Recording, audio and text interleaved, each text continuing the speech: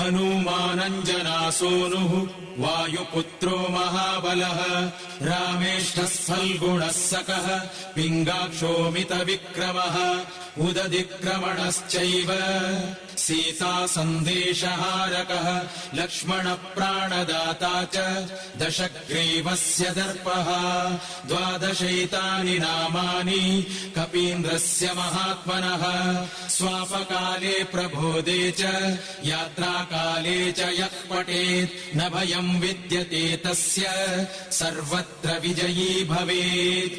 स्वस्ति श्रीहनुमद्12 नाम स्तोत्रम् सम्पूर्णम्।